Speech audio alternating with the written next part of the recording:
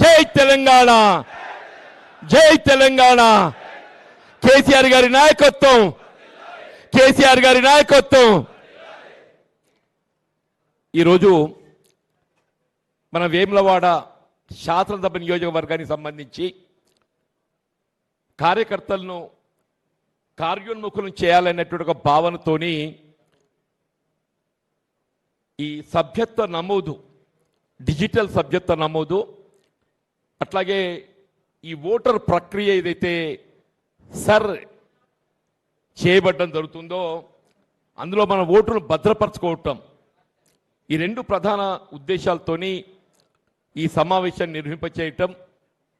మరి కార్యక్రమ నిర్వాహకులు, మా మిత్రులు, మీ అందరి ప్రియతమ నాయకులు, వేములవాడ నియోజకవర్గ బీఆర్ఎస్ పార్టీ ఇన్ఛార్జ్ అయినటువంటి లక్ష్మణ్ శివరావు గారు, ముఖ్యంగా ఈనాటి కార్యక్రమ ముఖ్య అతిథులు తెలంగాణ రాష్ట్ర ఉద్యమ నేత, తెలంగాణ సాధకుడు, తెలంగాణ మొదటి ముఖ్యమంత్రి వీళ్ళ కేసీఆర్ గారి యొక్క ఆలోచనలకు కార్యరూపం ఇవ్వటానికి వీళ్ళ కార్యనిర్వాహక అధ్యక్షుడిగా బాధ్యత నిర్వర్తిస్తున్నటువంటి మిత్రులు కేటీ రామారావు గారు, అట్లాగే ఈ సమన్వయం చేసే బాధ్యత నిర్వర్తిస్తున్న గూడూరు ప్రవీణ్ గారు, మా సోదరి మాజీ జిల్లా ప్రజాపరిషత్ అధ్యక్షురాలైనటువంటి తుల ఉమ్మగారు, మిత్రులు లోక బాపిరెడ్డి గారు, ఇంకా ఆగయ్య గారు సిరిసిల్ల మరి జిల్లా అధ్యక్షుడిగా బాధ్యత నిర్వర్తిస్తున్నటువంటి వారు, ఇంకా వేదికను అలంకరించున్నటువంటి ఒక వివిధ హోదాల్లో బాధ్యత నిర్వర్తించినటువంటి సోదరులు, సోదరిమణులు, నియోజకవర్గ నలుమూలల నుండి తరలి వచ్చినటువంటి బీఆర్ఎస్ శ్రేణులు, కార్యకర్తలు, మా తల్లులు, ఆడబిడ్డలకు అందరికీ హృదయపూర్వకంగా నమస్కారాలు చెప్తూ, అంటే వాస్తవంగా ఏ పార్టీ అయినా కార్యకర్తలే ప్రధానమని చెప్పంటే మన కార్యకర్తలను ఎంత కార్యోన్ముఖులు చేసే విధంగా వారికి ఒక క్రమశిక్షణ, విధి విధానాలు, పార్టీ ఆలోచన, అట్లాగే ప్రతిపక్ష వైఫల్యాలు, ఇవన్నీ కూడా మనం వారికి అవగాహన కల్పింపజేయబడ్డప్పుడే మన పార్టీ బలోపేతం కావడం, ముందుకు పోవడం జరుగుతుందని చెప్పండి. వీళ్ళ తెలంగాణ రాష్ట్ర ఏర్పాటు సుదీర్ఘ ఉద్యమం కేసీఆర్ గారు ఏదైతుందో వాస్తవంగా ఆనాడు రాష్ట్రం సాధన అనేది మామూలు విషయం కాదని చెప్పంటున్నాను. ఎవరు కూడా వాళ్ళ తెలంగాణ రాష్ట్రం అవుతుందనేట్టు ఒక విశ్వాసం లేకుండే.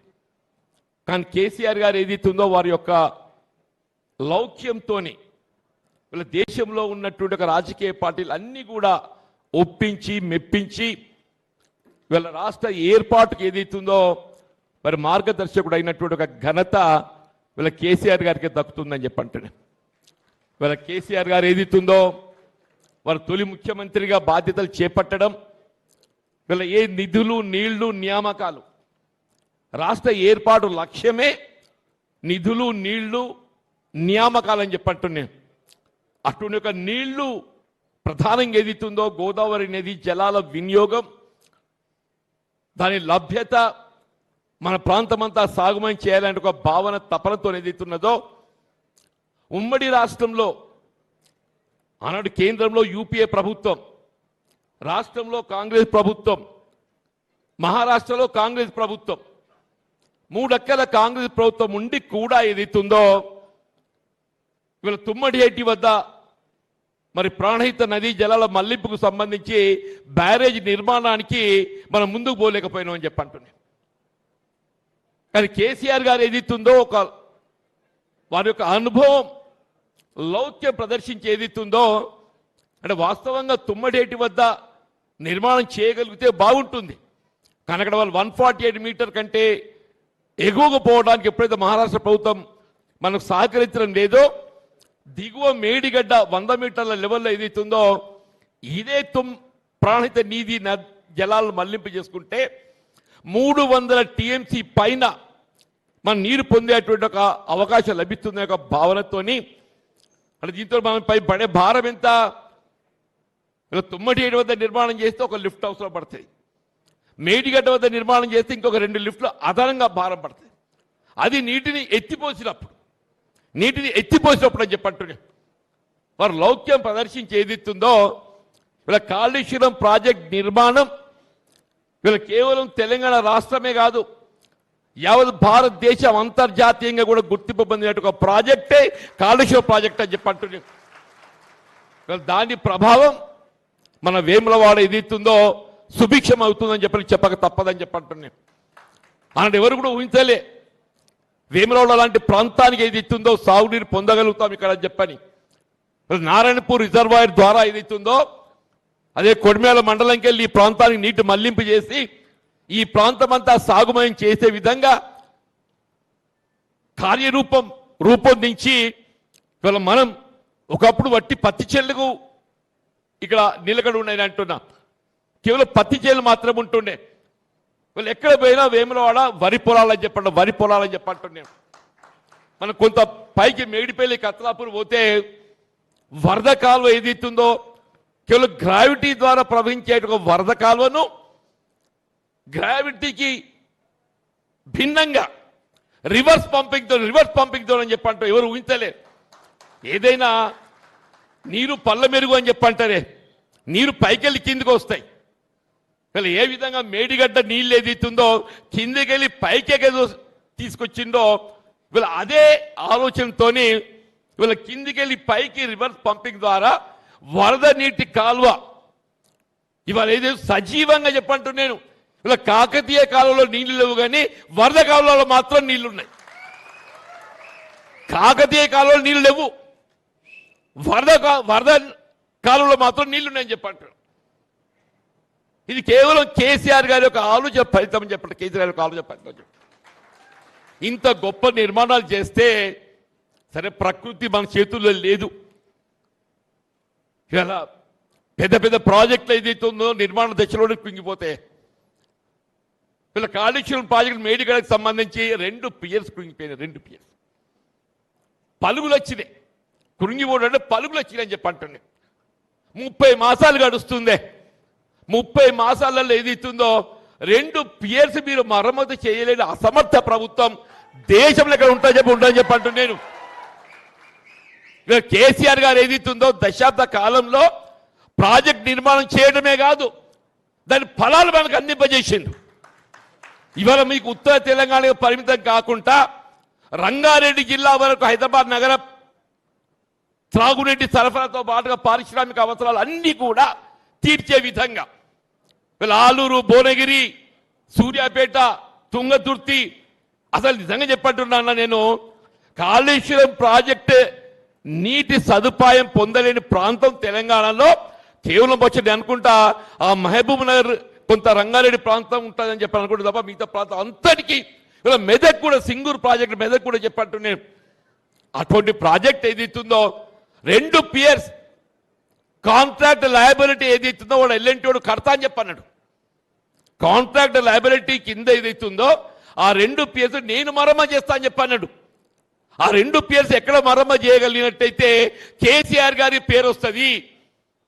కేసీఆర్ గారిని ఏ విధంగా ఇలా దోషిగా నిలబెట్టాలి ఒక తాపత్రయం ఒక కుట్ర తప్ప వేరేం లేదు చెప్పంటున్నా. నేను ఇవాళ చెప్తున్నా నేను ఈ ఎల్నినో ప్రభావం కరువు అనేది వీళ్ళ నెత్తి మీద తాండవిస్తుంది. కరువు నెత్తి మీద తాండవిస్తుందని చెప్పంటున్నాను.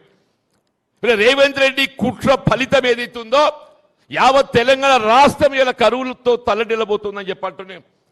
ఈ కరువు ఏది ప్రకృతి ప్రసాదించే కరువు కాదు, ఇది ప్రభుత్వ వైఫల్యం రేవంత్ రెడ్డి కుట్ర ఫలితంగా ఏదైతుందో మన కరువు చూడబోతున్నాం. దీనికి రేవంత్ రెడ్డి బాధ్యత వహించాలని చెప్పని ఈ సందర్భంగా నేను పేర్కొంటున్నాను చెప్పంటున్నాను. ఏదేమైనా కానీ నిన్నేదో ఉత్తమ్ రెడ్డి ఒక మాట అంటుండు, మేము జూన్ 27 చేస్తాడు. జూన్ 27 కాదురా నాయన, జూన్ 27 కాదు, నీ కాలంలో కాదు. మళ్ళీ కేసీఆర్ గారు ముఖ్యమంత్రి కావాల్సిందే. వారి చేతుల మీదనే మళ్ళీ కాళేశ్వరం ప్రాజెక్టు పునరుద్ధరణ చేయడం జరుగుతుంది. మన ప్రాంతం అంతా సస్యశ్యామలం అవుతుందని చెప్పి అంటున్నాను. మన ప్రాంతం అంతా సస్యశ్యామలం కావాలనంటే కాళేశ్వరం ప్రాజెక్టు పునరుద్ధరింప చేయబడాలేనంటే బీఆర్ఎస్ పార్టీ అధికారాన్ని రావటం కేసీఆర్ గారు ముఖ్యమంత్రి కావటం ఇది ఆవశ్యకత. తెలంగాణ ప్రజల యొక్క మన అభిప్రాయం చెప్పండి, మనం చూస్తామని చెప్పంటాను. వీళ్ళ సాగునీటి ప్రాజెక్టులే కాదే, పండించిన పంటలు గిట్టుబాటు ధర, ప్రొక్యూర్మెంట్. వీళ్ళ ఎమ్మెల్యే రైతులు సంతోషం నాయన. సరే, అప్పుడు ఏదైతుందో ఆశల పల్లెకలు ఊరేగించి బీఆర్ఎస్ ఎంత ఇచ్చిందో అంతకన్నా రెట్టింపిస్తా, బీఆర్ఎస్ పార్టీ 10,000 ఇస్తే 15,000 ఇస్తా, కళ్యాణ్ లక్ష్మి 1,00,000 ఇస్తే నేను తులం బంగారం అదాంగిస్తా, పెన్షన్ 2,000 ఇస్తే నేను 4,000 ఇస్తా. వీళ్ళ అలవి కానీ వాగ్దానాలు చేసి అధికారానికి వచ్చిండే సంతోషం. వచ్చినాక ఏం చేసిండే? వీళ్ళ 30 మాసాలు గడుతుంది, 30 మాసాలు గడుతుంది. నేను అడుగుతున్నా, మీ స్థానిక శాసనసభ్యుడు ఏదైతుందో ఆయనకైనా రైతు బిడ్డ అని చెప్పుకుంటాడు కదా, ఆయనకైనా రైతు బిడ్డ అని చెప్పుకుంటాడు కదా. నేను అడుగుతున్నా, వేములవాడ నియోజకవర్గమే కాదు, యావత్ తెలంగాణ రాష్ట్రంలో ఎక్కడైనా అదనపు తూకం లేకుంటే ధాన్యం సేకరణ చేసిన ఉదంతం ఉండి చెప్పని చెప్పండి. 40 కిలోలకు 3 కిలోలు అదనంగా, 17 మాయిశ్చర్ జోకొలిసే ధాన్యం ఏదైతుందో 9-10, 17 మాయిశ్చర్ జోకొలిసే ధాన్యం ఏదైతుందో 9-10, అదనపు తూకంతో 5 కిలోలు పోతే మాయిశ్చర్ 17, 9, 10 వచ్చాడు, ఇదొక 5 కిలోలు పోతుందా? మొత్తం రైతు ప్రతి క్వింటల్ మీద 10 కిలోలు దగా చేయబడ్డాడు. ప్రతి రైతు అని చెప్పంటున్నాను నేను. 10 కిలోలు అంటే కిలోకి 24 రూపాయలు. కిలోకి 24, 10 కిలోలకి ఎంత అవుతుందమ్మా? 240 రూపాయలు అయితే 240 రూపాయలు అని చెప్పంటున్నాను.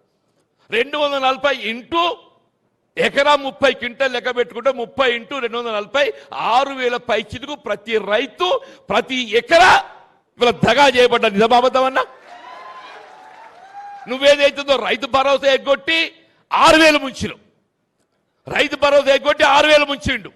ఉల్టా ఏదైతుందో ఈడు 6,000 దోస్తున్నాడు, ఉల్టా ఇటు 6,000 దోస్తున్నాడు.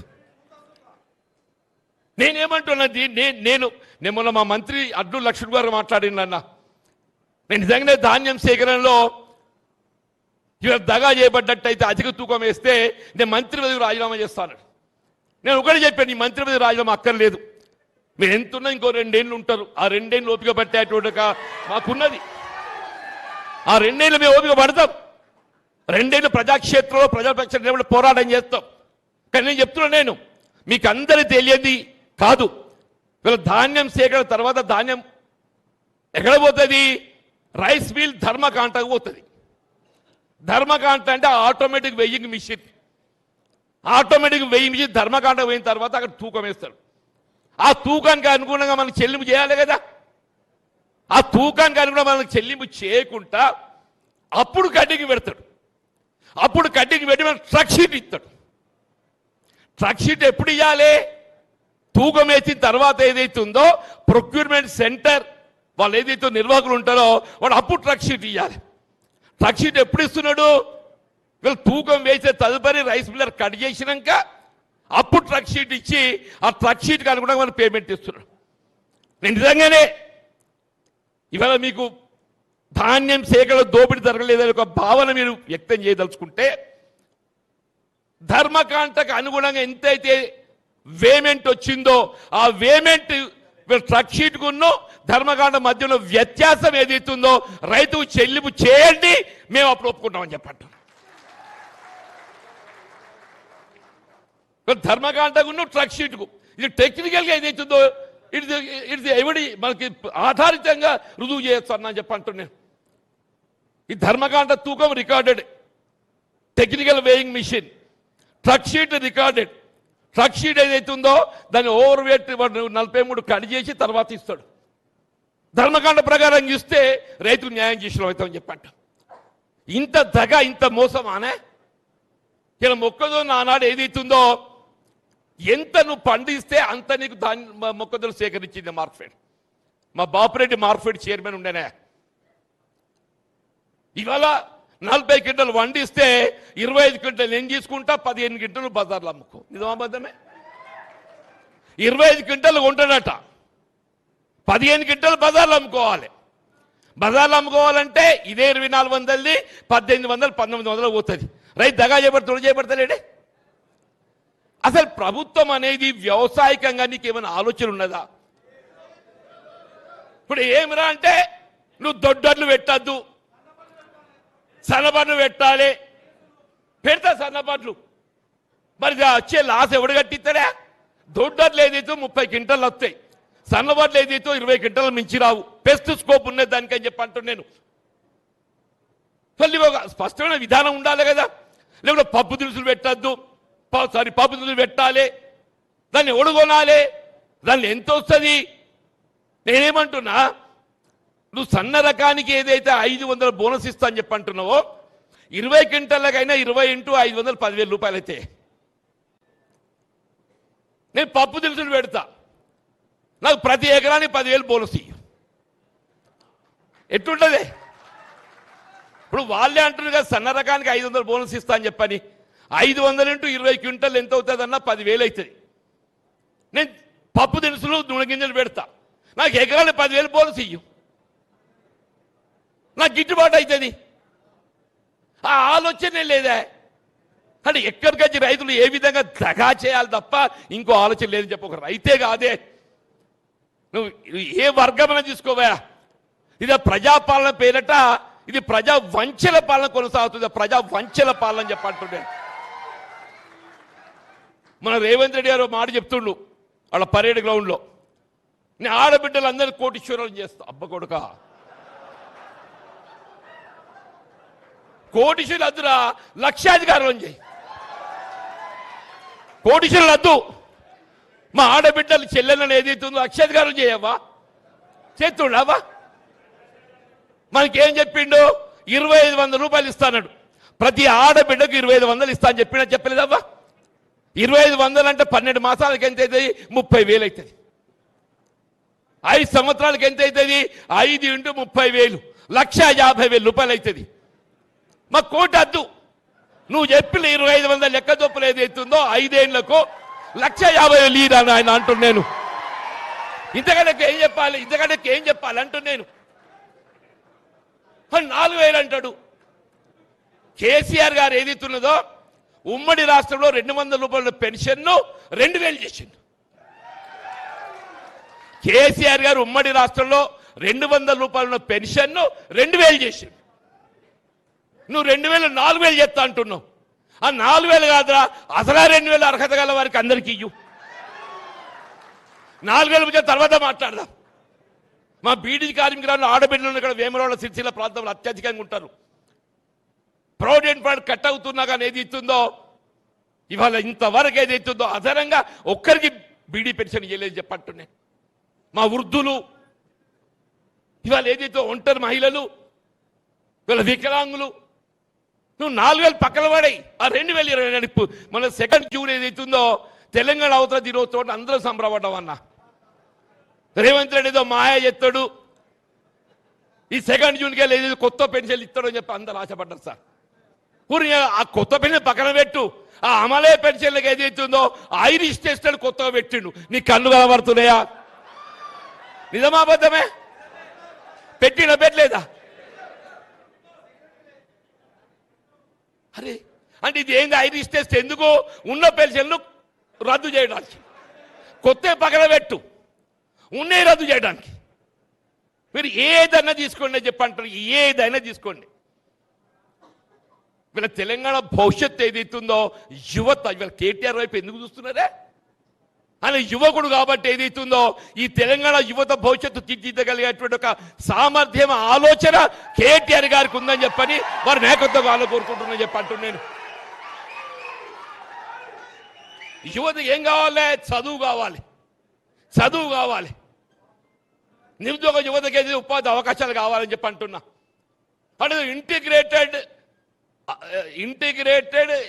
రెసిడెన్షియల్ స్కూల్ పేరు పెట్టిండే దానికి. ఏం పేరే? ఏంటమ్మా ఇంటిగ్రేటెడ్ ఏదో పెట్టిండు, ఇంటిగ్రేటెడ్ రెసిడెన్షియల్ స్కూల్ అని పెట్టిండు. అసలు నీ ఆ ఇంటిగ్రేటెడ్ రెసిడెన్షియల్ స్కూల్ విధి విధానం ఏంటి చెప్పాయా? దాని అడ్మిషన్ ఎట్లా ఉండబోతుంది చెప్పు, దాని అడ్మిషన్ ప్రక్రియ ఎట్లుండో చెప్పాలని చెప్పద్దే. బోధకులు ఎవరు చెప్పాలని చెప్పద్దా?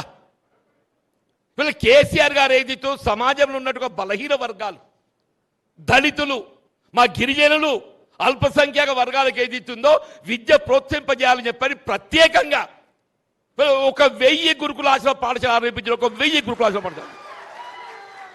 నువ్వు ఏ నియోజకవర్గంలో పోవే జ్యోతిబా పూలే గురుకుల ఆశ్రమ పాఠశాల ఉందా లేదా? జ్యోతిబా పూలే గురుకుల ఆశ్రమ పాఠశాల ఉందా లేదా అంటూ నేను. గిరిజన గురుకుల ఆశ్రమ పాఠశాల, SC residential school, minority residential school ప్రతి కాడ పెట్టిండి అని చెప్పంటూ నేను. ఇదంతేంది? ఇలా రేవంత్ రెడ్డి కుట్ర ఏంటంటే ఇవన్నీ కనబడితే కేసీఆర్ కనబడతాడు, ఇవన్నీ కనబడితే ఎవరు కనబడతారు? కేసీఆర్ కనబడతాడు. కేసీఆర్ కనబడకూడదు చేయాలని ఏంటి? ఈ young India integrated residential school, young India integrated residential school అనే ఒక ఆలోచనలో ఇవన్నీ పట్టుకపోయి ఇవాళ కేంద్రీకృతం చేసి అక్కడ ముద్ద పెట్టాలన్నా చెప్పండి.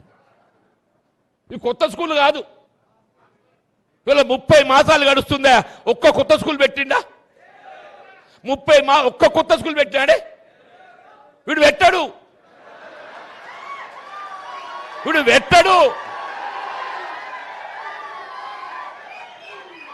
వీడు ఉన్న స్కూళ్ళు మాయం చేస్తాడు. వీళ్ళ గత బీఆర్ఎస్ ప్రభుత్వం కేసీఆర్ గారు ఆరంభింపజేసినటువంటి విద్య, ఇలా ప్రాథమిక హక్కు, రాజ్యాంగం కల్పించిన హక్కు, బాబాసాహెబ్ బిఆర్ అంబేద్కర్ గారి యొక్క ఆలోచన విధానానికి అనుగుణంగా ఏదైతుందో కేసీఆర్ గారు మరి విద్య ప్రోత్సహించాలని చెప్పి ఆలోచన చేస్తే ఈ దుర్మార్గుడు ఏదైతున్నదో మరి ఏమన్నా నాకు దోస్తు లేదే. నా అటువంటి వాళ్ళు బయటకు వెళ్ళగొడతాడే. నాకు అప్పుడప్పుడు అనిపిస్తుంది, మా లక్ష్మీనరసింహరావు ఏమన్నాడు 25 ఏళ్ళు అనుబంధం అన్నాడా? ఆయనతో 25 ఏళ్ళు, కాంగ్రెస్తో నాకు 40 సంవత్సరాల అనుబంధం అని చెప్పి అంటున్నాను.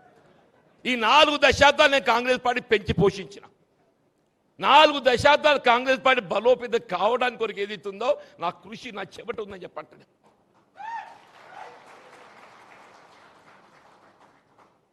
వీళ్ళు రాష్ట్రంలో కాంగ్రెస్ గెలవన్నాడు, నేను గెలిచిన. రాష్ట్రంలో టీడీపీ పాలనలో ఏదైతుందో 96, 99లో నేను గెలిచిన. కేసీఆర్ గారి యొక్క నాయకత్వంలో ఆనాడు ఏదైతుందో టీఆర్ఎస్ పార్టీ ఆవిర్భావం, తెలంగాణ రాష్ట్రం ఏర్పాటు ఏదైతుందో వారు ప్రభుత్వం ఏర్పాటు చేస్తే 2014లో నేను గెలిచిన. శాసన మండలి పట్టభద్రులు రాజకీయాలకు అతీతంగా చెప్పంటున్నాను నేను. ఈ పార్టీ ఆ పార్టీ అని కాకుండా ఏదైతున్నదో అందరు కూడా అంటే మన బీఆర్ఎస్ కూడా ఓటేసి గెలిపించారు సార్. నేను ఇక్కడ ఓపెన్గా చెప్తున్నాను, నేను ఆ దినం అందరూ వేసింది నాకు. ఎందుకంటే చదువుకున్నాడు, విద్యావంతుడు, ప్రజల పక్షాన్ని నిలబడి మాట్లాడతాడు, పోరాటం చేస్తాడు, శాసన మండలి కూడా ఉండాలి, ఉంటేనే ఏదైతే గవర్నమెంట్ గైడెన్స్ లాగా ఉంటాడు అని చెప్పిన భావనతో నాకు అవకాశం కల్పించింది. మరి ఇంత 4 దశాబ్దాలు నేను పోరాటం చేస్తే నాకు చివరికి దక్కిందేందే? మానసిక క్షోభ అని చెప్పంటూ నేను. వాళ్ళు అదే పెద్ద మనిషి కేసీఆర్ గారు ఏదైతుందో నాకు ఉన్నటువంటి అనుబంధం అని చెప్పంటూ నేను. మా ఇద్దరు రాజకీయ ప్రవేశం ఒకటే కేసు జరిగింది. ఒకే కేసు జరిగింది మేము 3లో. వారు నాపై ఉండే అభిమానంతో ఏదైతుందో నాకు చేయూతనిచ్చిండు అని చెప్పంటున్నా. నన్ను బీఆర్ఎస్ పార్టీలో చేర్చుకోవడమే కాదు, ప్రధాన కార్యదర్శిగా బాధ్యత అప్పగించి ఇవాళ ఈ తెలంగాణ కంటకుని రేవంత్ రెడ్డి దించడం అనే ఒక బాధ్యతలో ఏదైతుందో నాకు పాత్ర ఇచ్చినది. వీళ్ళ రాష్ట్రం ఉన్నది కాంగ్రెస్ పార్టీ కాదు. రాష్ట్రంలో కాంగ్రెస్ పార్టీ లేదు, ఆయన మాయమైపోయింది. నేను పోయినట్టే కాంగ్రెస్ మాయమైంది. నా అటువంటి వాడు బయట వెళ్ళిన కాంగ్రెస్ పార్టీ ఉంటుందే? ఇది Revanth Reddy private limited company. ఇప్పుడు ఏంది ఇక్కడ ఉన్నది? Revanth Reddy private limited company. పాపంగా ఆడబిడ్డ మీనాక్షి నటరాజన్ ఏదో నేను ఇంత పార్టీని దీన్ని ఇంత బాగు చేస్తా అని చెప్పి వస్తే ఆమెను కూడా ఏదైతుందో ఇవాళ బలి తీసుకున్నాడు దుర్మార్గుడు రేవంత్ రెడ్డి అమ్మ అంటున్నాను. మరి దయచేసి వీళ్ళందరం కూడా వాళ్ళున్న పరిస్థితులు చూస్తుంటే వీళ్ళ మొన్న సర్వే వచ్చింది, 119లో 84, 86 గెలవబోతున్నాం బీఆర్ఎస్ పార్టీ. అందులో మీ సార్ కూడా ఉన్నాడు లక్ష్మీనరసింహరావు గారు.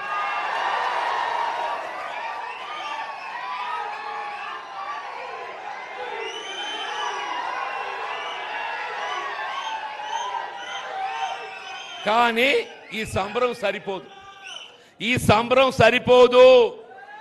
వీళ్ళ కుట్రలు కుతంత్రాలు ఎన్నొస్తాయో తెలియదు.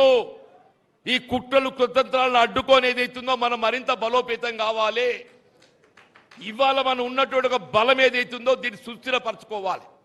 ఉన్న బలాన్ని మనం సుస్థిరపరచుకోవాలి, మరింత బలోపేతం కావాలని చెప్పంటాడు. వీళ్ళ మరింత బలోపేతం కావాలి. ఆ దిశగా ఏదైతుందో మనం ముందు పోవడానికే ఇవాళ ఈ సభ్యత్వ నమోదం అని చెప్పంటాం.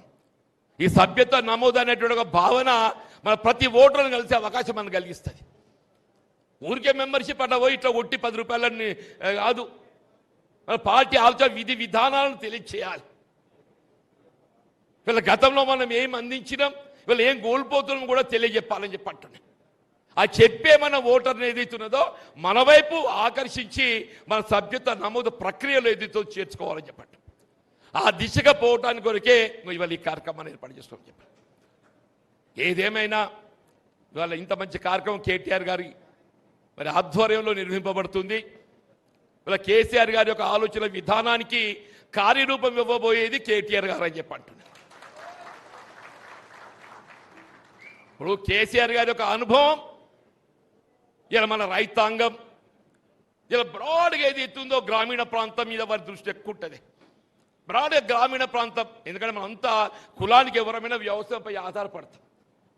ఆ రైతు బాగుంటేనే దేశం బాగుంటుంది, రాష్ట్రం బాగుంటుంది. ఆయన ఆలోచన విధానం అంతా ఏదైతుందో రైతు, ఆడబిడ్డలు, దళితులు, బలహీన వర్గాలు, అల్పసంఖ్యాక వర్గాలు ఇట్లుంటే మరి మన యువత గురించి ఎవరు ఆలోచించాలి? ఈ రాష్ట్ర భవిష్యత్తు ఎవరు? యువత. ఈ రాష్ట్ర భవిష్యత్తు యువత గురించి ఆలోచన చేయడం వీళ్ళ కేటీఆర్ గారి యొక్క బాధ్యత. ఆ దిశగా వారు నడుస్తున్నారు కాబట్టి ఏదైతుందో వారి నాయకత్వం ఏదైతుందో మనకు కావాలని చెప్పని కోరుకుంటున్నామని చెప్పండి. దయచేసి మరి నాకు అప్పగించిన బాధ్యతలో భాగంగా వీళ్ళ వేములవాడకు రావటం, మీ అందరితో కలుసుకున్నటువంటి అవకాశం నాకు కల్పించినందుకు నేను మిత్రుడు మన కార్యనిర్వాహక అధ్యక్షుడు కేటీఆర్ గారికి హృదయపూర్వకంగా ధన్యవాదాలు చెప్తూ, మా మిత్రుడు లక్ష్మీనరసింహరావు గారు మరింత పట్టుదలతో చెప్పంటారు. నేను మీకు ఏదైతుందో 84లో మీరు కూడా ఉన్నారని చెప్పిన, కానీ సుస్థిరపరచుకోవాలి. ఇక వచ్చింది కదా అని అనుకుంటే నేను గిట్టే సంబరపడ్డా. మొన్నటి ఎన్నికలప్పుడు ఏదైతుందో ముందు నాది అంత మంచిగా గెలుతుడు, జీవనడి గెలుతుండు, ఆఖరికి వచ్చేవారు నన్ను దెబ్బ కొట్టిండు. అట్లా కాకుంటే ఏదైతుందో మనకు వెళ్ళిన స్థానాన్ని పదిలపరుచుకొని ఈ 84ను ఏ విధంగా దశకం 100 దాటియాలనే దిశగా మనం ముందు పోయే ప్రయత్నం చేయాలని కోరుతూ సెలవు తీసుకుంటున్నా. జై తెలంగాణ, జై తెలంగాణ. కేసీఆర్ గారి నాయకత్వం, కేసీఆర్ గారి నాయకత్వం. Thank you sir. ఇంత నిశ్శబ్దంగా ఉన్న వాతావరణాన్ని ఇంత వేడెక్కించి, అంతేకాకుండా తెలంగాణ రాష్ట్ర ఏర్పాటు ఏ విధంగానైతే నీళ్లు, నిధులు, నియామకాల మీద ఏర్పాటు చేయడమే కాకుండా నా తెలంగాణ కోటి రతనాల మాగాణం అని చెప్పి నినదించిన కేసీఆర్ గారు ఏ విధంగా 1 కోటి ఎకరాల మాగాణాన్ని సాధించిండో, మరి అలా మనం కష్టపడి సాధించుకున్న తెలంగాణ ఏవాళ ఈనగాలి నక్కల పాలైనట్టు ఒక నయవంచకుని చేతులకు పోయిందో, ఆ నయవంచకుడు చేసిన మోసాలు ఏవిడో కళ్ళకు కట్టినట్టు తెలియపరుస్తూ, అంతేకాకుండా రైతులకు చేస్తున్న మోతాన్ని అంకెలతో తెలియపరిచినందుకు thank you very much sir. ఈ విధంగా మన నాయకుల కార్యకర్తలకు ఎప్పటికప్పుడు తెలియజేస్తూ పోతే గ్రామ